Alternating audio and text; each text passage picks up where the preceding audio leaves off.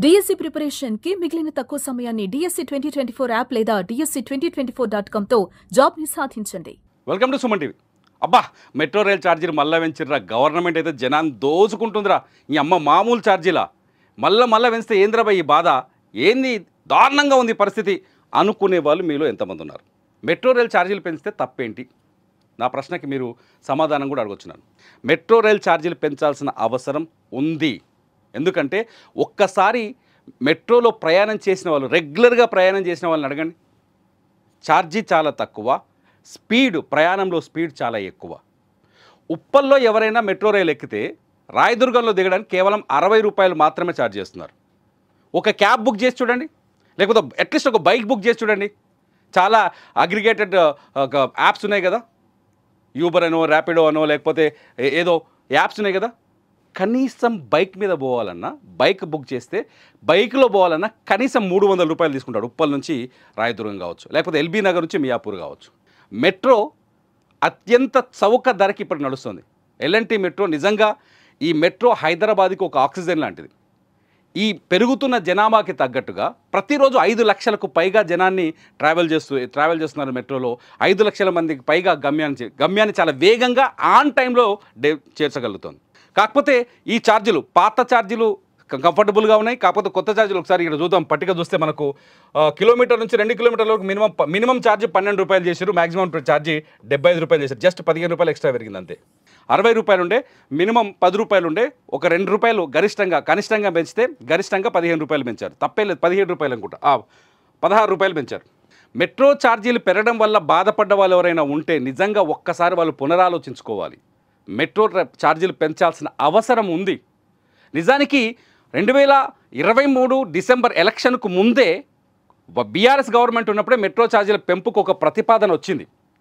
కానీ అప్పుడు ఎలక్షన్లో ఓట్లు నష్టపోతామని చెప్పేసి అప్పుడు ప్రభుత్వం ఏం చేసింది, వద్దు అని ఒక కమిటీని వేసింది. మెట్రో ఛార్జీలని నియమించడం కోసం ఒక రిటైర్డ్ జడ్జితో ఒక కమిటీని వేసింది. ఆ కమిటీ పరిశోధన చేసిన తర్వాత ఛార్జీలు పెంచాలని ప్రతిపాదన చేసిన ప్రభుత్వానికి కాంగ్రెస్ ప్రభుత్వంలో ఇప్పుడు పెంచారు. కానీ ఇది కాంగ్రెస్ ప్రభుత్వం నిర్ణయం కాదు. ఛార్జీల భారం పెద్దగా ఏమీ లేదు. హైదరాబాద్లో మీరు పొద్దున్న లేచి రాత్రి పడుకున్న వరకు మీరు ఎంత ఖర్చు పెడుతున్నారో పేజీ మీద రాసుకోండి. ఆ ఖర్చులను లిస్ట్ వేస్తే మెట్రో మిమ్మల్ని తీసుకొచ్చేందుకు అయ్యే ఖర్చు ఏమాత్రం తక్కువ కాదు.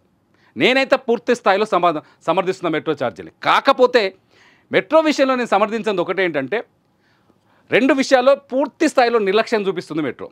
ఒకటి, సాయంకాలం వేళ కానీ ఉదయంలో కానీ పీక్ టైమ్స్లో ట్రాఫిక్ మేనేజ్మెంట్లో కొంత బలహీనంగా కనిపిస్తోంది.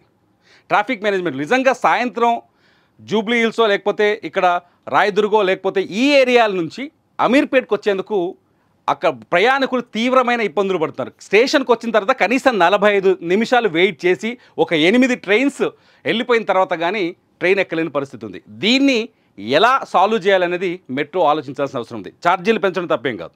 రెండోది వచ్చేసి, ఆ మెట్రో ఇప్పుడు 3 బోగీలనే నడిపిస్తున్నారు, దాన్ని 6 బోగీలు చేస్తామనే హామీ మొదటి నుంచి ఉంది. నాగ్పూర్ నుంచి తీసుకొస్తాం, చెన్నై నుంచి తీసుకొస్తాం, లేకపోతే ముంబై నుంచి తీసుకొస్తామని మెట్రో మొదటి నుంచి చెప్పుకుంటూ వస్తుంది. ఈ హామీల్ని వదిలేసింది మెట్రో. ఇవి చాలా ముఖ్యమైన విషయాలు.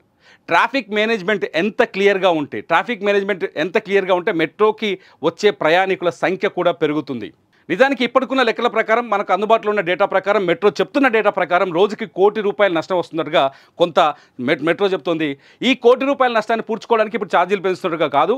ఈ ₹1 కోటి నష్టంతో పాటు లాభాల్లోకి రావాలంటే ఖచ్చితంగా 3 బోగీల్ని, మనకి 6 బోగీస్ కెపాసిటీ ఉంది. మన దగ్గర నడిచే మెట్రో రైళ్ళకి 6 బోగీలు పెంచవచ్చు, 6 బోగీల వరకు పెంచవచ్చు. గతంలో మొదట ఎప్పుడైతే ప్రధానమంత్రి మోదీ మెట్రోని ప్రారంభించారో అప్పుడే చాలా స్పష్టంగా చెప్పారు. సో ఆ 6 బోగీస్ వరకు కెపాసిటీని పెంచితే ప్రయాణికుల సంఖ్య కూడా పెరుగుతుంది. First of all. రెండో విషయం ఏంటంటే, ప్రయాణికులు చాలా సులభంగా ప్రయాణిస్తారు, ఎటువంటి ఇబ్బంది లేకుండా ప్రయాణిస్తారు. ఇవాళ కూలీ నుంచి మొదలు పెడితే సాఫ్ట్వేర్ కంపెనీల సీఈఓల వరకు మెట్రోలో ప్రయాణిస్తున్నారు. ఒక మామూలు కూలీ నుంచి మొదలు పెడితే సాఫ్ట్వేర్ సీఈఓల వరకు మెట్రోలు ప్రయాణిస్తున్నారు. భవిష్యత్తులో ఈ మెట్రో ప్రయాణాన్ని ఆదరించే వాళ్ళ సంఖ్య పెరుగుతుంది. ఎందుకంటే వేగం, హైదరాబాద్ అభివృద్ధి చెందుతున్న నగరం. రోజుకు 4 లక్షల మంది జనాభా ఈ హైదరాబాద్కి వచ్చి బతకడం కోసం వచ్చి హైదరాబాద్లో చేరుతున్నారు వివిధ ప్రాంతాల నుంచి.